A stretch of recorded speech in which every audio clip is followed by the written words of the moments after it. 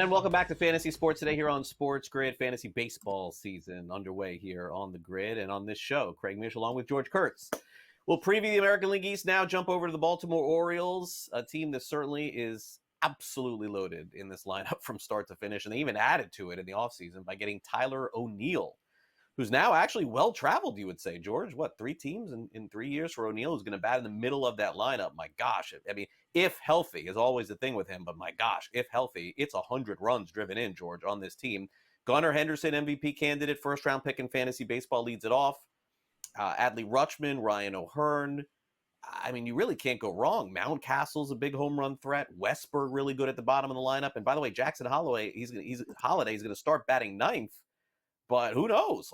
He could be batting first by the end of the season. And by the way, they also have Sam Basayo, who, if they decide to play at some point, he's like the top-ranked catcher from a prospect perspective in fantasy, too. So the hits just keep on coming for Baltimore. I know their fans are upset. They're like, why don't we, go all in on this stuff? But this is just not going to be the Orioles' way. This is how they're going to do business. They want to compete every year. They just don't like giving up the prospects. And simply put, as we'll see from the pitching, they're going to have to piece it together once again. This is the Mets all over again. It's the Mets. I mean, we know you can hit. You're not going to hit as well as the Mets here. Henderson's an MVP candidate. Did trail off the second half of last year, or at least the last third of last year. Wasn't the same player. Rutschman didn't have the year last year we thought he was going to have. I think he will be better this year. Rutschman, I have no problem drafting him as a top 3 catch. I think he rebounds here. Let's not forget they brought in the fences again in left field. All right. Not massively, but they brought it in now. Back, in, up. I mean, whatever. It's kind of ridiculous there. But should be a little bit better hitting for this team. They'll hit. But too many youngsters here between O'Hearn, Cowser, Westberg. I mean, they're not all going to hit. Some are going to struggle here. I think the Orioles screwed up massively here. You have too many young players here. You mentioned one prospect. They have others here. You need to trade another guy or two here. You can't let Burns. You need another pitcher in addition to Burns. All right? And you let him go and you didn't add anybody. I mean, you've taken another step behind the Yankees. Hell, I think Boston may have passed you.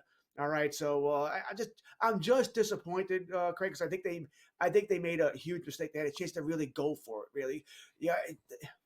I mean, come on, you've been bad for so long now. You could have been that team in the American League to really threaten the Yankees year after year after year, and you blew it. In my mind, you blew it here. You're not going to win games 8-6, 8-6, 9-7 over and over again here. Love the lineup. They're going to hit. I don't mind having a couple of these guys, but too many young players. It's going to be a headache at times. Yeah, and they did upgrade the pitching. I mean, let's not get it twisted here. Their pitching staff going into this year may not be better than last year because of Burns, but they did from their upgrade by putting Zach Eflin in this rotation, who is good for 150 innings and like 50 strikeouts. But Zach Eflin is there. Grayson Rodriguez is this year he takes like that step we're waiting for. Charlie Morton, Dean Kramer, and then Sugano, who they added too. He'll be in the back end of the rotation. They also have some other options there too. Trevor Rogers, who's the player who they traded for last year. I know they'd like to see him make the next step. But George, isn't it funny with Charlie Morton? We're playing the is he retirement game are we on year 6 of this or 5 of this? Like, how many seasons did we hear, oh, he wants to be home and with his family and this is it, and now he wants to just play with Houston, or no, he wants to stay with Tampa Bay, and here he is. He's back again, and this time with the Orioles. I mean, I like Charlie Morton. He's a friend of mine, but I can't trust anything this guy says anymore. I don't think he's ever going to retire. Because what you said is because Charlie Morton was the one who said it, right? He's the one who said he was going to, and now he 5 years ago. I don't blame him. I said, as long as people are going to pay me, I'm going to pitch. It's really that simple for me. I'm going to pitch. I'm going to play the game here. But they have a whole lot of guys. I mean, Eflin needs to be perfect or he's going to get racked. Charlie Morton is a 5-and-fly guy. You're praying for a quality start. 6 innings, 3 runs, you'll take that and run. But a lot of times he's going to be 5+ innings, 3-4 runs here. You got you mentioned Trevor Rogers. They couldn't wait to dump back in the minors last year because he was terrible for them. Dean Kramer's nothing special here. I do like Grayson Rodriguez. I think he can take that next step, but they better hope he does, because if he doesn't, like I said, this is a whole lot of prayers here. We're praying that Henderson's going to hit 45 home runs, right? That Reutersman's going to have that rebound year, 35. That all these other youngsters are going to hit, because we're going to need to out-hit teams. Because the bullpen is okay, but it's not truly special, where it's going to be locked down. It's going to be tasked, because most of these starters are not going deep into games here. Once again, we can say that for every team, by the way. It's just That's the way true. That's true. 2025 baseball is. All right, it's really a five and fly game and have the next reliever throw 1,000 miles an hour. Don't like it, but that's the way it is. Yeah, it is. Charlie Morton, by the way, his debut was the year that the iPhone came out. It's true. It's true. And the closer, by the way, I mean, this is somebody that I definitely would target is Felix Bautista. I know that there's going to be some that shy away from him because he's been out for a season, but he is full go. He could have came back, I think, at the end of the last season. Yenier Cano, I think, is fine, right? Like he was their 8th inning guy. I mean, the 8 and 9 they were fantastic last year. I mean, they're Cano was. So I do think that is a target for me. Bautista was one of the best closers in baseball. Generally, this injury doesn't cause issues to that position. So I feel strongly about him. Now, the Toronto Blue Jays, they try to sign everybody and they only end up with few. It just seems to be the way that it went. They did end up landing a big fish, so to speak. Finally, they got somebody to sign there, George. Anthony Santander goes from Baltimore to Toronto. The Orioles are like, we'll just plug somebody else in and he'll hit 30 home runs. But it feels like, George, that Santander was definitely like not the best fit for the Blue Jays. Like really, like in the end, I don't know that it would have made that much of a difference, but they had to sign somebody. They just kept striking out on all these players. Guerrero did not get signed, so he's playing for a contract. Usually that goes well. But of this lineup, and Guerrero will be the monster in it, the key name here, without a doubt, hold your nose if you look at Bo Bichette's numbers from last year. I don't know what happened to this guy last season. You talk about arguably the most dynamic up-and-coming shortstop in all of Major League Baseball to fall not off the cliff, but off something that I can't even say here on the air. What, George, happened to this guy last year, man? Like, I gotta believe maybe he's not what he was 2 years ago, but there's gotta be a big bounce back from him this season. I'd agree. He's someone I sort of have highlighted on my my cheat sheets there that don't forget about him. I'm not grabbing him early. I'm hoping he drops late here. Now, shortstop is somewhat deep, by the way, in fantasy drafts, so he's somewhat you can get him pretty late in drafts. So if you want to take a shot there, but yeah, they have some decisions to make here. I mean, I kind of like I like the Blue Jays every year. I mean, I love the pitching staff: Gossman, Scherzer, Bassett, Berrios, Francis. I think it's a good staff. You know, the bullpen, okay, it needs a little work there, but I think they can keep them in games here. But Greg, if they're not in contention, which is really hard not to be by the trade deadline nowadays, but Guerrero would have to be traded, right? He wanted 450. He went down to 420. They wouldn't even talk to him about it. He's going to get that in the open market. So they're going to have to trade him. Maybe they got to trade Bichette too, depending on what kind of year he's having here. This is a weird year for the Blue Jays. If they don't play well, these guys have to be moved at the deadline or it's going to get nothing for them here. So we'll see how this works. On paper, this looks like a decent team, right? It looks like a decent squad here. So I'm very curious to see what's going to happen here. Springer's going to do some leadoff. Guerrero's going to hit. Santander, his defense is not good, by the way. Good luck. But hey, they brought the fences in too. So there's not much field to play there. So maybe that helps. They don't care. Yeah. And also off the bench, the sensation named Davis Schneider, if you remember him from last year, could be back getting some playing time depending on how things work out with some of their other players. Starting pitching is concerned. Top two guys, solid. Gossman, of course. Jose Barrios, of course. Then it's Chris Bassett. Max Scherzer refuses to retire, so he's back again, this time with the Blue Jays. And then Bowden Francis is one of their nice young pitchers. They think that could help them a lot this season. But, I mean, I don't know. I mean, I guess a late-round pick on Scherzer would do. I mean, he's a Hall of Famer, another guy that he's is. But Gossman and Barrios for me, and I'll stop there. Bowden Francis, get him late. He almost got through a couple of no-hitters last year. But once again, it's another bandbox you're pitching in there. That's what makes it so tough to take anybody in Toronto. I want nothing to do with Scherzer. He's all yours. Yeah, no, and not based on what I saw. Where was he in Texas last season? Is that where he was? I don't remember him pitching. All right, Red Sox lineup coming up next.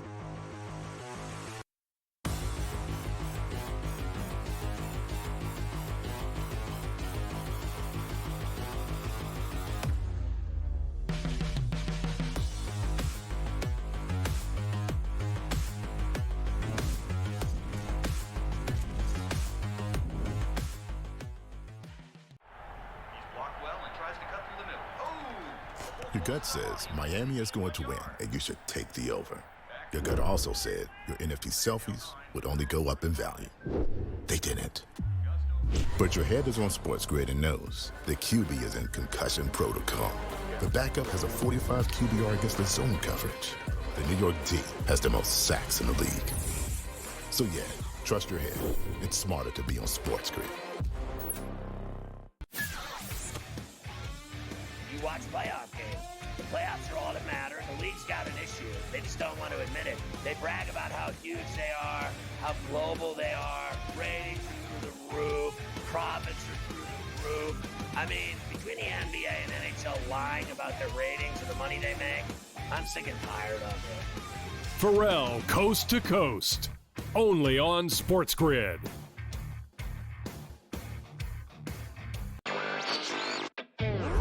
I guess this is the battle for second place in the NBA's MVP. It's been Shai Gilgeous-Alexander. He was like minus 250 a couple months ago. Then last month it was 3-1. I mean, it's now up to minus 440 here. Voter fatigue is a real thing, but there is a chance for him to maybe go on a hot tear, go on a stretch that maybe opens the conversation back up a little bit. I wouldn't say Shai's completely out of the woods just yet. Newswire, only on SportsGrid. There is going to be an energy to game time decisions that you will feel night in and night out. We're going to go through every single thing, and I've got a great team behind me that's going to help me get the job done. I want this to be the place that people come to. We are going to hit every single one of those markets that you need to know about. There is not going to be a better place, I promise you, than Game Time Decisions. We will have everything at our disposal, and we will use that to our advantage. I'm Kevin Walsh. Tune into Game Time Decisions from 6 to 8 p.m. Eastern on SportsGrid.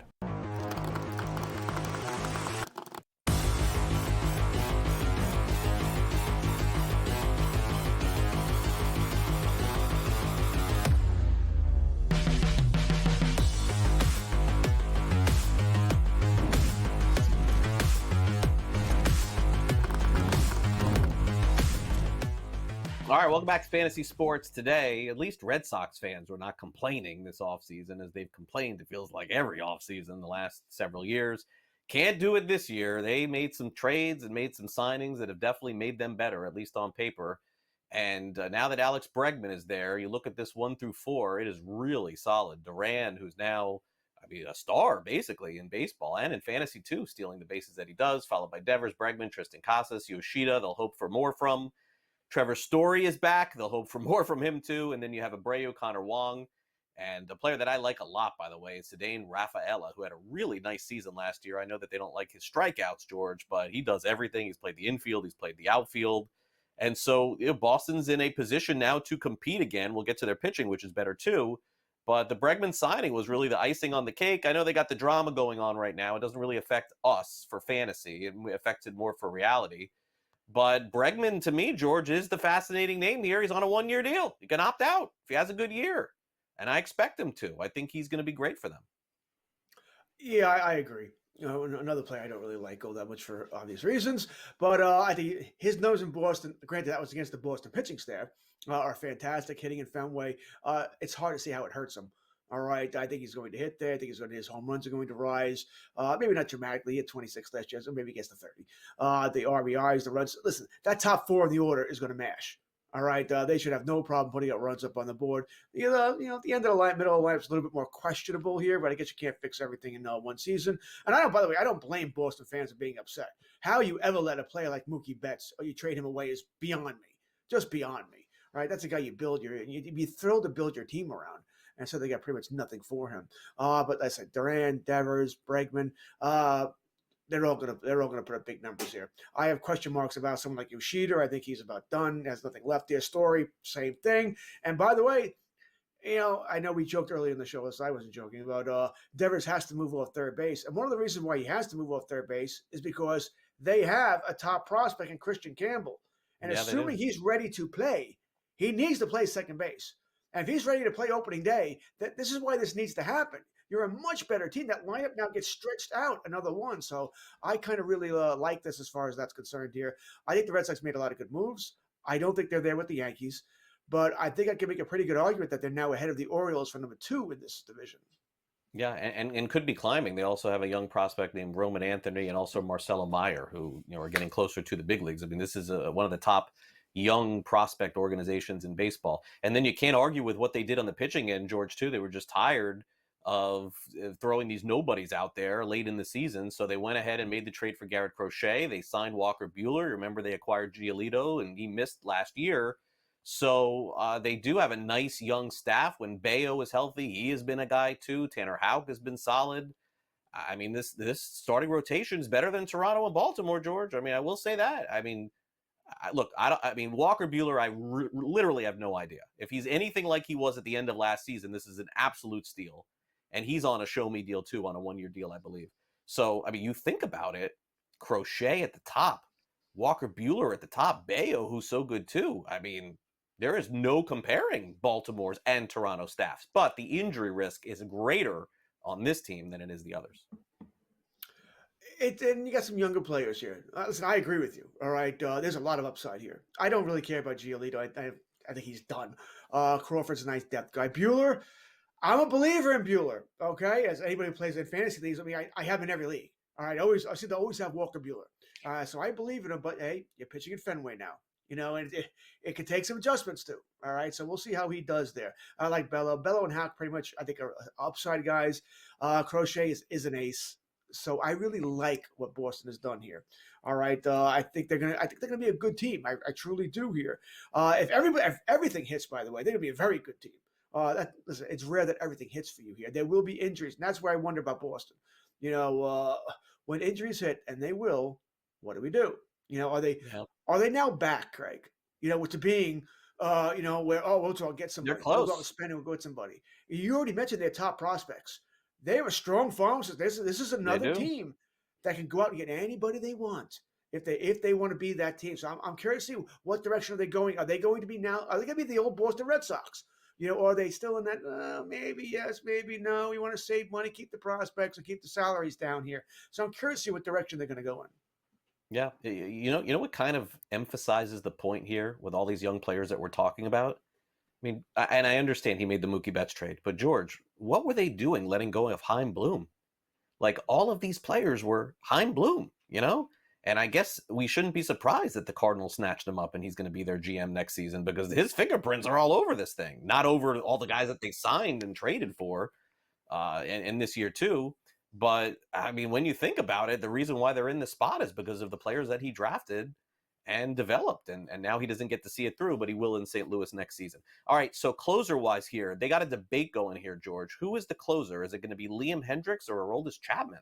I mean, Chapman would seemingly be first in line, but when Hendriks is healthy, and I know it's been a struggle for him physically with his health, I mean, these are two really good options. I think if you're playing in one of these really deep leagues, do you take both of them and hope for the best here? I know this is a tough one. Well, I think in a fantasy, if you're playing in a daily league, yeah, you'd love to get both, right? You just play that game. Who's going to be the closer that night? I wonder if the Red Sox are going to be that team that just screws the fantasy owners. And what I mean by is, I'm a big believer, by the way, you shouldn't even have a closer. If Hendriks should pitch in the eighth inning, they got 3 righties coming, or 2 out of 3 righties, that's when Hendriks pitches. And Chapman closes that day in the ninth. But Chapman may have to come in the 7th inning or the 8th because there's lefties coming up. Isn't that better for your team? Because you and I both know the 9th inning is not always the most important inning. Sometimes you got runners on first and second, nobody out in the 7th inning here, and you got, I don't know, I was going to say Juan Soto. Juan Soto coming up. Well, you need Chapman to come in that inning and get Juan Soto out. Right. All right, and you worry about the 8th and 9th inning from then here. If I'm the Red Sox, that's what I do. I don't think Hendriks or Chapman at this point in their careers is owed the 9th inning. You know, I think you put them in, you tell them, hey, you're going to come in and pitch what I need you to pitch. At the 7th inning, the 8th inning, or the 9th, so be it here. If I'm the Red Sox, that's how I go about it. If you're asking me what I do as a fantasy owner, generally there's more righties than lefties. I'll take Chapman. Yeah, it feels like Chapman is going higher in drafts, but Hendriks is not far behind. All right, when we come back next, there's a Major League Baseball team that's playing at a spring training facility this season. We'll preview the Rays' bizarre season coming up next.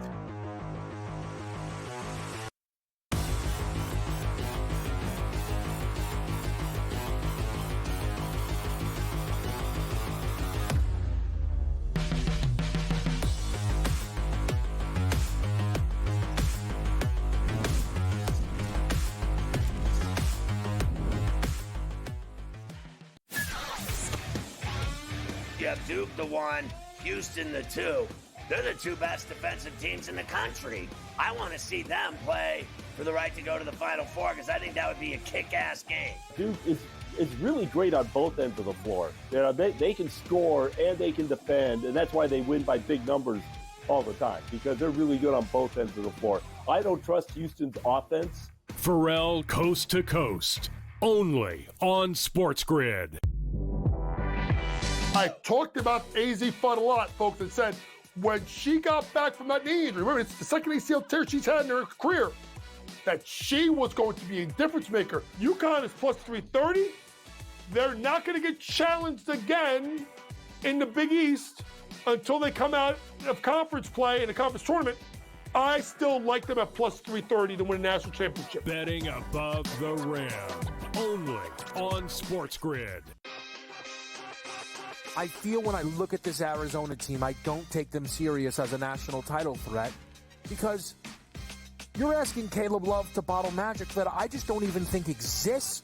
4.4, 6.6, 7.4, 7.7, 7.8. This guy is literally he'll shoot you out of games, Kevin. Game time decisions, only on SportsGrid. Two guys that can do it all. Too much electricity this morning. This is a good time. We're having a lot of fun. I had to do a triple take. Ka-ching! Why? Because of parity. I didn't mean to offend. Yeah, it's not going to happen. Load management is a dirty word. Let him rip. You know what? Circumstances provide the results. What? How do you do this once? Oh, Donnie, you got such a good show there. A network that is booming. The Early Line, only on SportsGrid.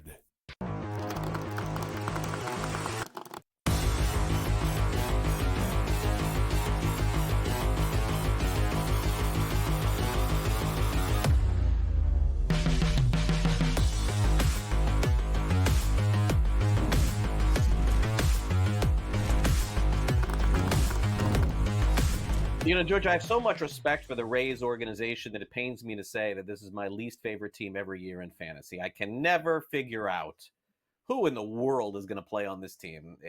And honestly, I think that they're just fooling us all along. I mean, the pitching is pretty easy. I mean, you know who's going to be in the rotation. But as far as their position players are concerned, it is a revolving door with a capital R. You got no idea on a daily basis. Now, are there 3 or 4 guys in this lineup they're going to play for the most part? Yes. But that's about it. And I probably can tell you who they are. Yandy Diaz leading off. I'm not even sure Brandon Lau plays every day. I mean, he may come out for lefties. This kid, Junior Caminero, is going to be a star, okay? So he's in the lineup every single day. Josh Lowe, maybe. I mean, he was once upon a time their top I mean, you know what? I'm going to stop there. I'm not even sure. I mean, they also signed, George, like a bunch of guys that are going to come in off the bench. I mean, this team went out and shocked everybody. They signed Ha-Seong Kim. Remember Ha-Seong Kim from the Padres? He's hurt. He's not going to play at the beginning of the season, but I can see him getting playing time too. Unfortunately for fantasy, man, I mean, people feel so good in May and June. We're like, oh, I got this guy on the Rays, and he turned out to be great. This Isaac Paredes. Oh, I knew it at the beginning of the year. Now he's gone too. So, I mean, you tell me, George, like you have confidence. Caminero is one that I would want because I think he's going to be a star. So I would throw my dart there. But like they traded a Rosarena last year too. They don't care. They will trade anybody. They will not play anyone. I don't think there's any reliability here outside maybe of Yandy Diaz at the top. That's it. Hard to disagree with you. I'm looking at and they're going to win. To find something. And they're going to win. I don't know if they're going to win, by the way. I don't know. This is going to be a different year for the Rays, all right? They're playing at Steinbrenner Field, and that field is geared towards Yankee Stadium for lefties. It's not Tropicana, so it won't be a pitcher's haven anymore. I think that's going to be a problem here. Plus, you're playing a lot of games outdoors, all right? Their schedule is all screwed up and weird to try and avoid the April and May. Yeah. Right, the hot Florida summers, right? April and May at home. And then the rest of the season on the road. Which is what you have to do. We all know it rains for an hour. I know. I live in Florida. I know. All right. So it's going to be a weird schedule for a tip. I don't like them this year at all. You already said it about when I think the Rays, all I want to talk about is Caminero. All right. How good is this guy going to be? He's great. All right. The problem is, Craig, everybody knows it. He's going earlier in fantasy drafts than what round is he going in? Is he going top 5? What round? Right now, I would say you're about right, but it keeps going up. Yeah, he's and good. by the way, went round 4, the top 50 player, and it's like, oh, come on. I can't do that. Once again, I'm risk averse, especially my top 4 or 5 rounds. I'm risk averse. I like to get guys who I know what they're going to do. And Cameron, I love, but I don't know what he's going to do. But I do think he'll put up better numbers at Steinbrenner Field than he would have in Tropicana. So good for him there. Yanni Diaz, I'm interested in. Brandon Lowe is maybe as a middle infielder, fine. But he's another guy who could be traded by the deadline. I think he's a free agent. You never know. Year, so he could be on his way. Yeah, and he could be a part-time player somewhere else. You don't know. Starting pitching, a lot of strikeouts and not a lot of innings. That's the Rays' way. McClanahan is finally back. He missed a full year. They'll baby him. This is not going to be like Alcantara. So this is 100 George innings or so. Taj Bradley, up-and-coming pitcher there. Same with Pepio, who they traded for a couple years ago. Littell is a very underrated pitcher. Is this the Shane Baz year? I don't know. Maybe, but that's what everyone thinks. And then Drew Rasmussen, who is like a back-end guy, got 4 or 5 innings. But these are all 5 and dives, basically, George. I guess the one known quantity here is that Pete Fairbanks saved 23 games for the Rays last season. They finally had somebody saving a lot of games, one guy. But then they went out and they got Faedo, who pitched really well from the Tigers last year. So I'm not even positive there. I am a Fairbanks fan. I do think he's a good pitcher, but boy, a tough fantasy team for me, man. I never end up with a lot of Rays because I just don't know which direction they're going to go. I'm the same way as you. I won't end up with a lot of Rays either. And they like to screw with you at closure, right? Oh, Fairbanks? Nope. It's going to be this guy. No, that guy.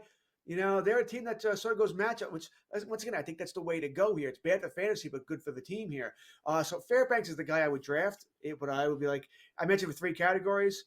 A guy I'm pretty sure about, guy I'm okay about, a guy I don't know. The Rays are in the I don't know category. Fairbanks is better than that, but I don't trust how they now Cash is going to run that bullpen here, so it's always a little scary there. I love their listen. I like their starting staff. The problem is you already said it. They're 5 and 5 guys. So if you're in a quality start league, good luck. You ain't getting many of them. Yeah, Curtis Mead on offense, another former high pick for the Rays, who I think is going to get a shot. Jose Caballero, who played last year a ton too.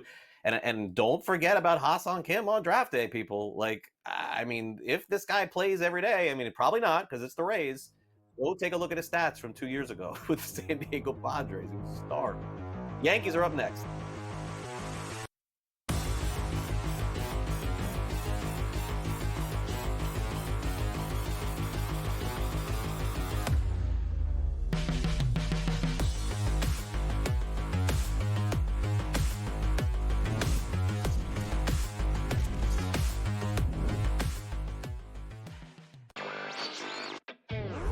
I guess this is the battle for second place in the NBA's MVP. It's been Shai Gilgeous-Alexander. He was like minus 250 a couple months ago. Then last month it was 3-1. I mean, it's now up to minus 440 here. Voter fatigue is a real thing, but there is a chance for him to maybe go on a hot tear, go on a stretch that maybe opens the conversation back up a little bit. I wouldn't say Shai's completely out of the woods just yet.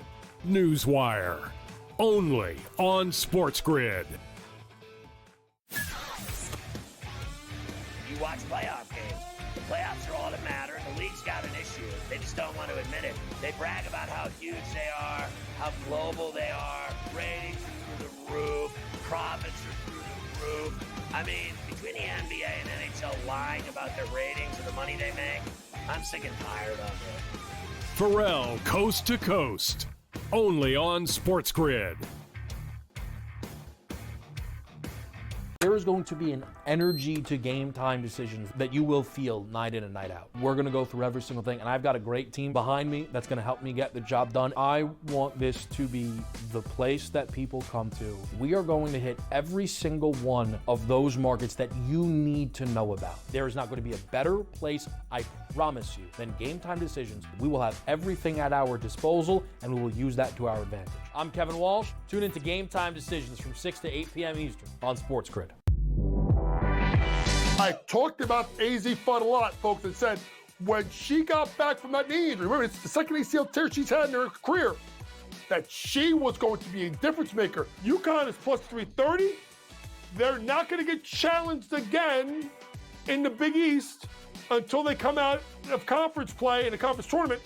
I still like them at plus 330 to win a national championship. Betting above the rim, only on SportsGrid.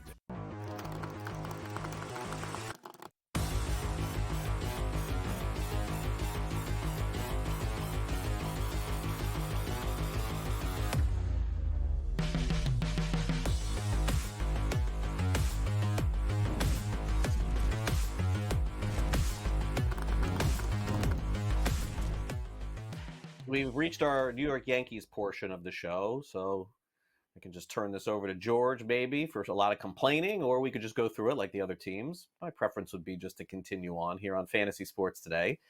Let's take a look at how the Yankees line up this season. And look, it's a different lineup without Juan Soto. It may be a really different lineup if Giancarlo Stanton doesn't start the season with the team. This strange injury that he has to both elbows, really weird.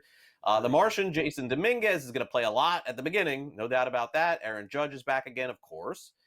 There is Cody Bellinger in the Yankees lineup to start the season. Stanton, if he's there. Jazz Chisholm, who came over in the trade last year, is going to get you some nice qualifications, I would guess, this season, right? Outfield, third base, second base, some other spots going to be valuable in that sense.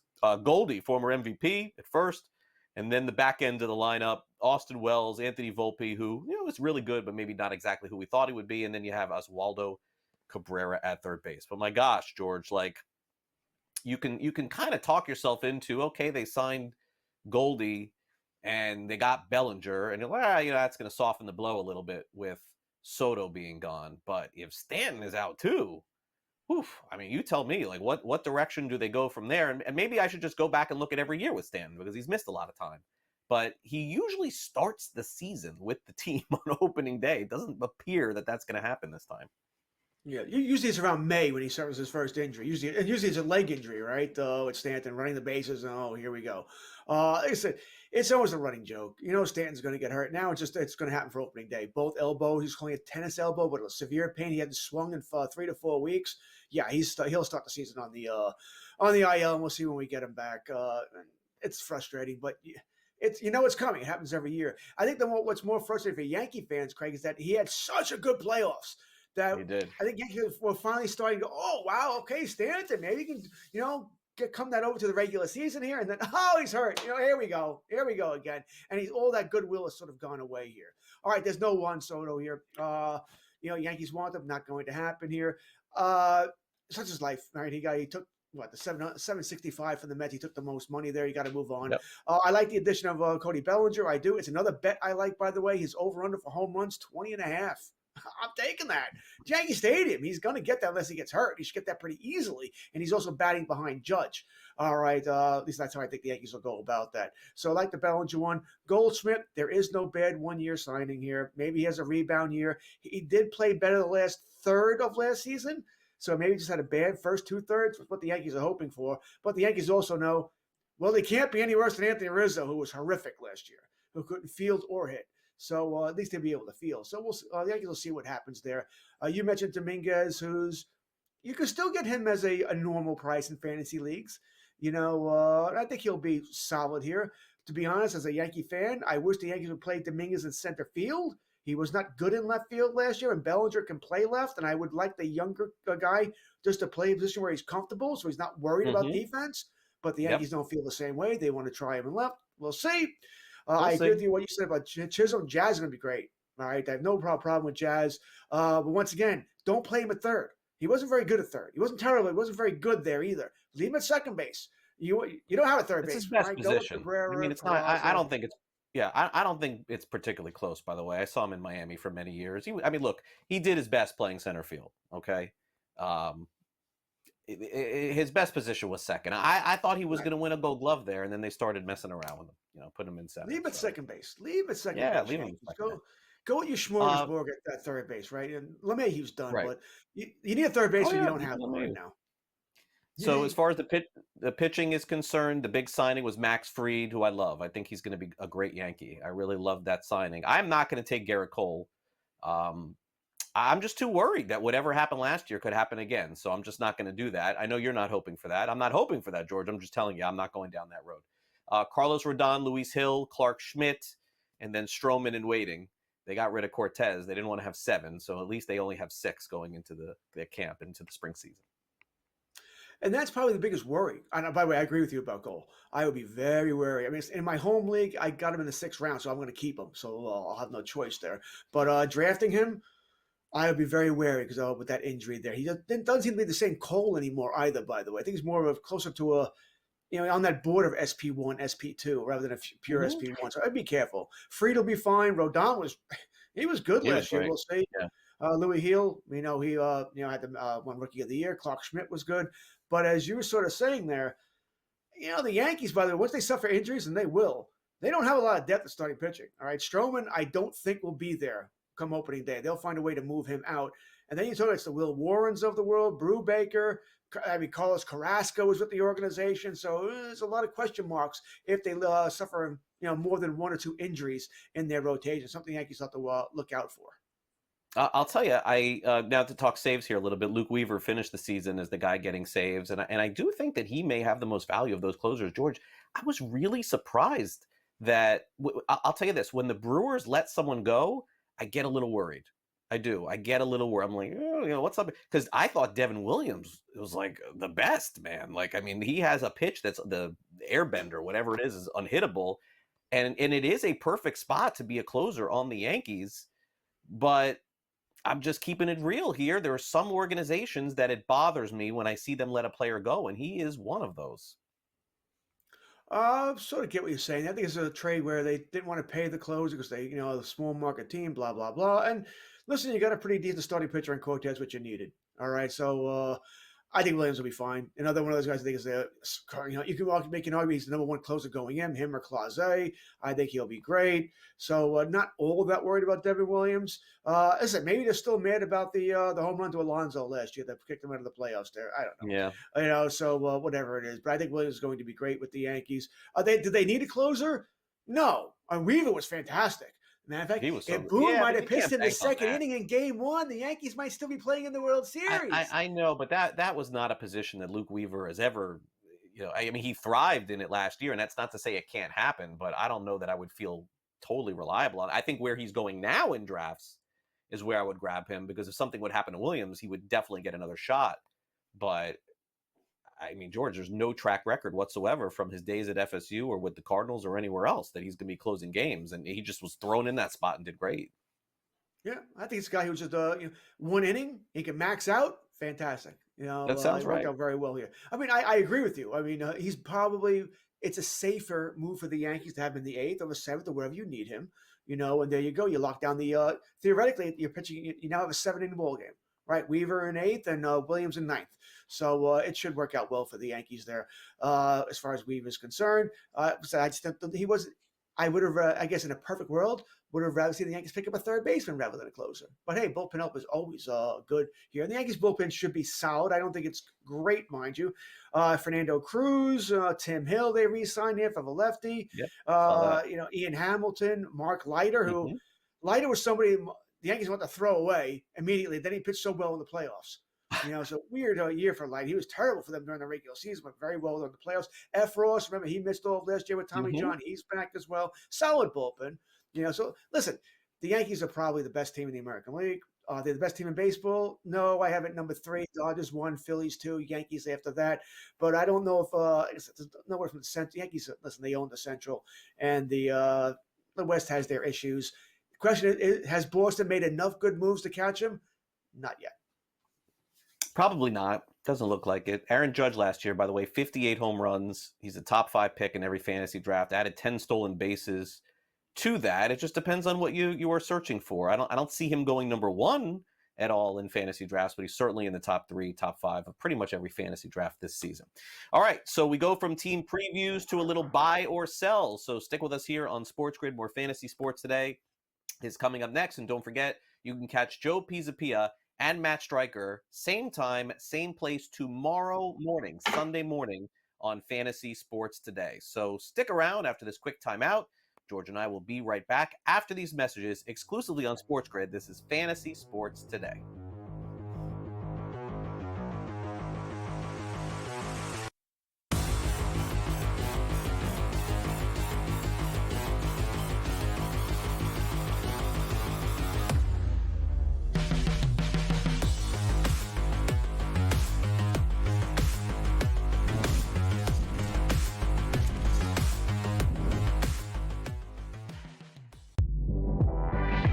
I talked about AZ Fudd a lot, folks, and said when she got back from that knee injury, remember, it's the second ACL tear she's had in her career, that she was going to be a difference maker. UConn is plus 330. They're not going to get challenged again in the Big East. until they come out of conference play in a conference tournament, I still like them at plus 330 to win a national championship. Betting above the rim. Only on SportsGrid.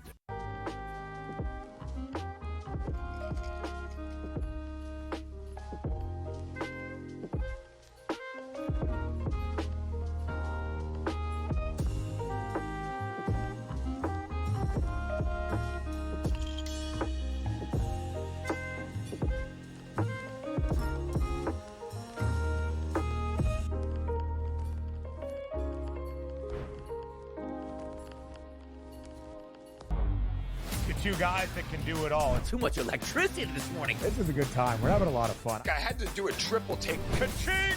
Why? Because of parity. I didn't mean to offend. Yeah, it's not going to happen. Load management is a dirty word. Let him rip. You know what? Circumstances provide the results. What? How do you do this once? Oh, Donnie, you got such a good show there. A network that is booming. The Early Line. Only on SportsGrid. You watch playoff games. The playoffs are all that matter, and the league's got an issue. They just don't want to admit it. They brag about how huge they are, how global they are, ratings are through the roof, profits are through the roof. I mean, between the NBA and NHL lying about their ratings and the money they make, I'm sick and tired of it. Pharrell, Coast to Coast. Only on SportsGrid.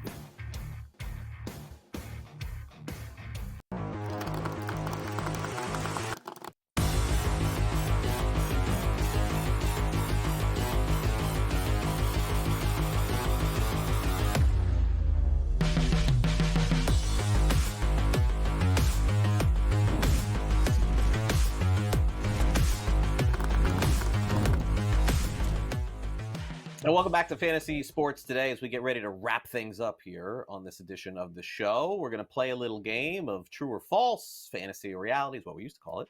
But instead, we're going to play a little game of buy or sell.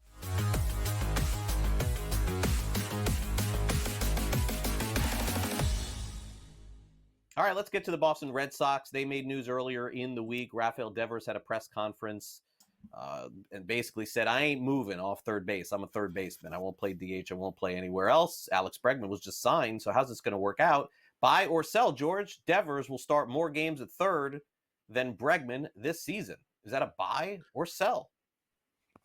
Yeah, Devers is a horrific third baseman. He's bad. I think he ranks dead last in the league here. I think the only question for the Red Sox here is that Bregman could opt out at the end of this year. So do you really want to ask somebody that you've signed for a long-term contract? What did Devers sign? 11 years, $321 million. He's going to be there forever. Do you want to ask him, and you're gonna tick him off to go play DH, and then next year, my bad, go back to third base? I think that's the only issue here because the Red Sox are certainly a better team with Bregman at third. You put up the youngster, put him at second base, and Devers at DH. All right, you're a better team. And if Devers, by the way, if you care about winning, and by the way, Devers has bitched about, hey, we need to make moves here. We need to get better. Well, they do that. And if you're going to be a problem about moving to DH, then you don't care about winning. You don't. Anyway, Rafael Devers start more games at third base than Bregman this season. That's a sell for me. I think he starts very few unless Bregman gets hurt. All right, I think Cora is going to talk to Devers. Apparently, they are close. He goes, listen, you got to move, buddy. I'm sorry. You got to move. We're a better team with Bregman at third. I think he's dug in here, man. I don't know. I know that there was a report a few days ago that they were talking about it and, sort of working things out. But I think in the end, cooler heads will prevail. But I don't know when that's going to be. I'm going to buy this. I'm going to say that Devers starts like 90 games at third base this season. And I think that'll probably be the compromise here. I think that Bregman will start some. Devers will start some. I mean, Bregman's still a Gold Glove third baseman at this stage of his career. It doesn't really add up. The other thing that happened is over the course of Big Papi's career, he moved off first base. He went to DH, and Big Papi was Devers, right? I mean, pretty similar in stature there. But Devers just seems to be really dug in on this. I think if it was going to happen, George, we would know by now. And it hasn't. We just heard that it may. So I am going to buy. I don't think Devers plays 150 at third base or even 140 or anything like that, but I do think he plays more than Bregman at third. I think that they have a compromise where they play both. All right, now Giancarlo Stanton, no stranger to injuries, unfortunately for him. This latest one is 2 elbows with tendonitis. Really strange stuff here. Needless to say, if Stanton plays 150 games, not only is he going to hit 28 home runs, he's going to hit 58 home runs probably, but we're going to set the bar at 28. Buy or sell, George? Stanton hits 28 plus home runs this season. You know, I did Sports Rage earlier in this week, and we were talking about this. My first thought was, it's February 17th, and we're already talking about Stanton's injuries. All right, and you and I both don't believe he's going to start the season with the team. So my thing is this. I don't know when he will play. Maybe it's not till May. Are you honestly telling me that'll be the last injury that he has this year? That he's going to play from May through October? Anyone really buying this? He hasn't hit more than 28 home runs in a season in 3 years. All right, he had 27 last year, 24, then he had 31, 35. This is a sell for me. He's not hitting more than 28 because, like I said, I don't think he's going to start the season with the team. And you can't tell me he's not going on the IL at some point, June, July, August, whatever it might be. So no, he'll probably come close. You know, low 20s, 25, somewhere around there, like he's done the last couple of years here. But more than 28, I hope I'm wrong. I really hope I'm wrong, and he hits 42 home runs because he plays 140 games and only misses May. But no, this is a sell. He's done it 7 times in 15 seasons. How could I possibly buy this? It's not a buy. It's a sell. And it may happen. But it's just a horrible sign that this is happening. And yeah, like if he misses April, there's no shot. So I'm gonna sell this. It's really, he's had a very strange career where it's been so much boom or bust. He put together basically the best offensive Marlins season of all time. The Yankees were in love with getting him, and he's had some big years there, but he's also had some zeros too. Like Giancarlo Stanton he's had, let's see, one season of above 1 WAR since 2018. I mean, that's replacement level player in Major League Baseball, Giancarlo Stanton, but who's great in the postseason, no doubt about that. All right, finally, let's get to the NL East. Atlanta Braves, no stranger to the top. They'll win it this year, George. They win the NL East. Is this buy or sell? Atlanta Braves are on top. I think they're a good team, but a lot of question marks with the Braves, right? I worry about that pitch tip. We already discussed this. Chris Sale, can he do it again? Everybody, Holmes and Ian Anderson lower in the rotation. Lopez, Schwellenbach. What are they going to get out of Strider? What are they going to get out of Acuna? Listen, I can't believe they'll have all the injuries they had last year. So still a really good team. You also play in a really good division. All right, the Phillies are, I think, in my mind, a great team. Mets are, I may think they're going to play a lot of high-scoring games, but they're still going to win a lot of games here. Right. No, they're not going to win that division. The Phillies, I have the Phillies the second best team in baseball behind the Los Angeles Dodgers, so this is a sell for me. Yeah, I can't do it. Phillies are better, I think, on paper. I think the Braves are going to be better than they were last year. I think it's going to be a fight. I think the Mets are in it too. I don't know. I just can't do it. If you told me Acuna and Strider are on the team, you know, Acuna for 100 games and Strider for 25 starts, I may take the Braves. But your best offensive player and your best pitcher not starting the season. So I will sell. Finally, Juan Soto, Pete Alonso, both set for big years. This is a big number. 80 home runs combined this season. Buy or sell? Soto won't hit the 40-plus he hit last year out of Yankee Stadium, probably low 30s here. So we're going to get close to 50 out of Alonso, who only hit 34 last year. I'll sell this. I think it's going to be close. I think they'll hit the 70s. So you only need a couple more to go out there to get there. So I'll sell. They'll just miss within 10. Yeah, it's like betting on health, and you always bet, unfortunately, against that. I think Sam's number's good here. I would have probably put it 75, but 75. I'm gonna sell though. Yeah, 75. I would have been like, ooh, I don't know, like it was really close. But yeah, I think that was the right number. But we don't make the books numbers. We just make stupid comments on the show. But we'll try to make a smart comment next as we wrap it up. This is Fantasy Sports Today.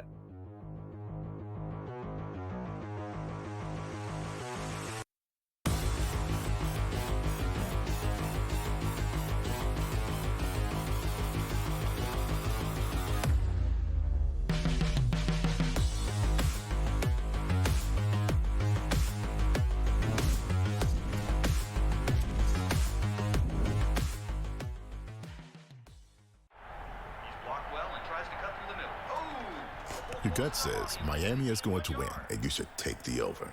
Your gut also said your NFT selfies would only go up in value. They didn't. But your head is on SportsGrid and knows the QB is in concussion protocol. The backup has a 45 QBR against the zone coverage. The New York D has the most sacks in the league. So yeah, trust your head. It's smarter to be on SportsGrid. You watch playoff games. The playoffs are all that matter. The league's got an issue. They just don't want to admit it. They brag about how huge they are, how global they are. Ratings are through the roof. Profits are through the roof. I mean, between the NBA and NHL lying about their ratings and the money they make, I'm sick and tired of it. Pharrell Coast to Coast. Only on SportsGrid.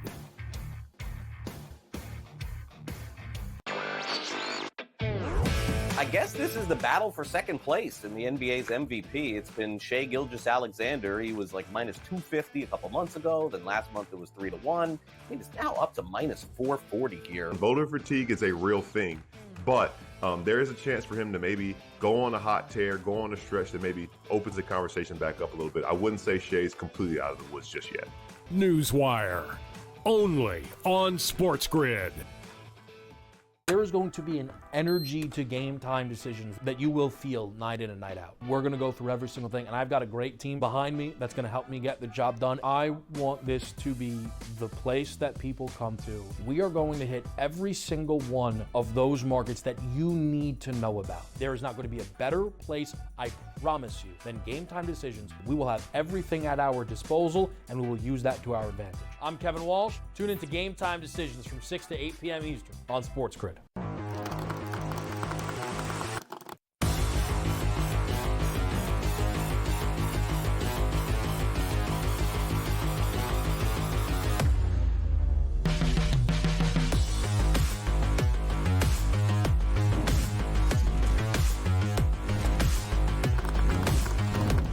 I don't know what was the bigger story this week in baseball, George. Is it no more baseball on ESPN after the season ever again, or at least for the time being, or the facial hair policy of the Yankees being removed? I don't know. What do you think that was the bigger baseball story this week? It's like, it hurts my heart a little bit to know that baseball's not going to be on ESPN anymore. But then I remind myself that anytime I turn on ESPN, they're never talking about baseball. And I have to remind myself of that. Like, never. Like, George, ever, unless Ohtani like hits 50 home runs. Other than that, baseball just, I guess, doesn't have enough rumors or drama to move the needle. I'm not really sure how it got to that point. So it'll be sad for me to not see Home Run Derby on ESPN and Sunday Night Baseball on ESPN. But I kind of think, George, I think, Netflix or Amazon or someone's going to take that thing over and it's going to be better. That probably can't be worse, right? And back when ESPN first got it, remember they used to have the Wednesday night doubleheader, a game on Monday, and the Sunday night game as well. They used to cover a lot of baseball. They don't cover it a lot more. They stopped doing the Baseball Tonight show. Remember they had the Baseball Tonight twice a night. I used to watch that all the time, man. Me too. Yeah. Right, that screaming baseball for the home runs, that was great. Loved it. And they got rid of Orbit. All that, was the name? What was the name of that baseball? They named it once. Was it Orbit? I think it was, maybe. Oh, that I don't know. I don't know what the name was, but look that up. I just love that. I love the screaming baseball. Yeah, but it was there was a name of the baseball. They named it. I don't remember the name. Now we're gonna look this up. Sam, we'll give Sam a little work. He'll have to look up the name of the baseball tonight.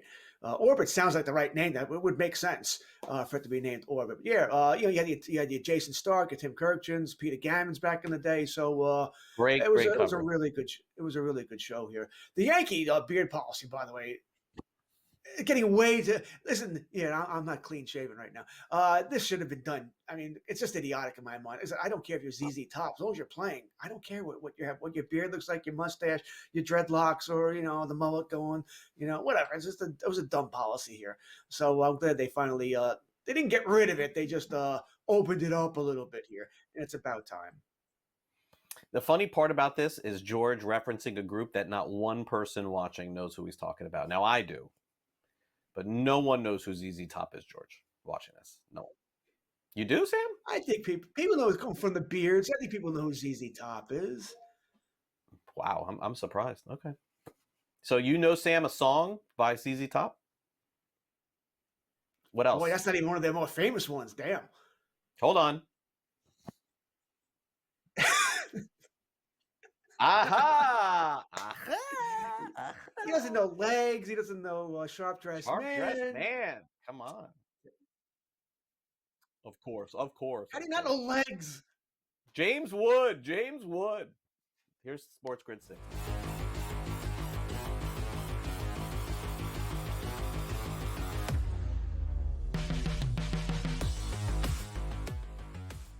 Sam's yelling at us, even though he was caught. He was caught saying he knew it was easy top, and he really didn't here.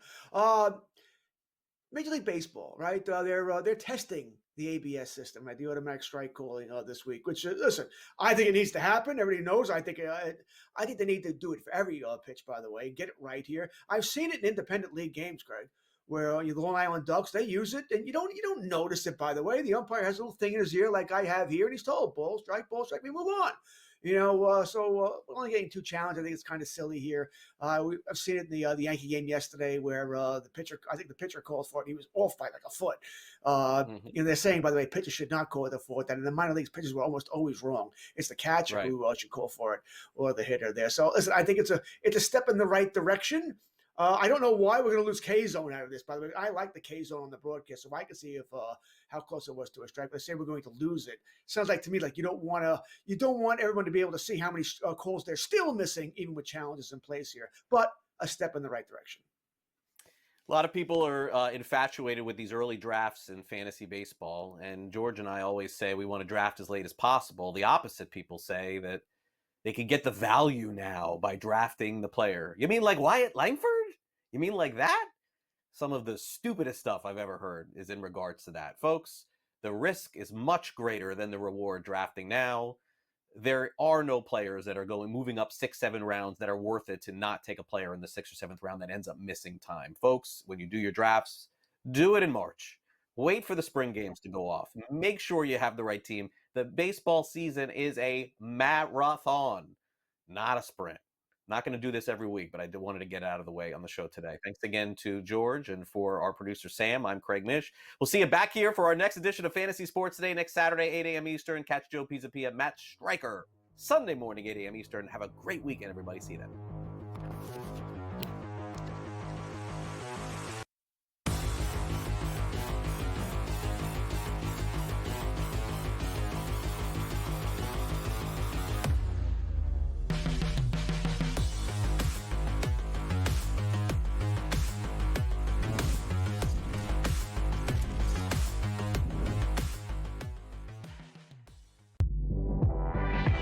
I talked about AZ Fudd a lot, folks, and said when she got back from that knee injury, remember, it's the second ACL tear she's had in her career, that she was going to be a difference maker. UConn is plus 330.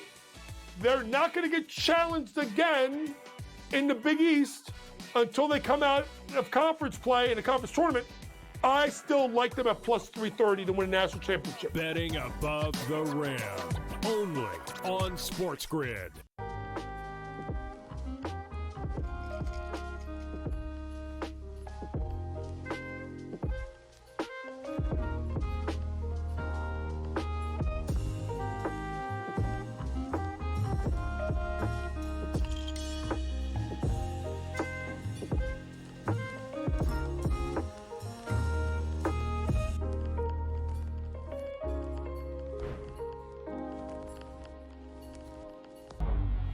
Two guys that can do it all. Too much electricity this morning. This is a good time. We're having a lot of fun. I had to do a triple take. Ka-ching! Why? Because of parity. I didn't mean to offend. Yeah, it's not going to happen. Load management is a dirty word. Let him rip. You know what? Circumstances provide the results. What? How do you do this once? Oh, Donnie, you got such a good show there. A network that is booming. The Early Line, only on SportsGrid. You watch playoff games.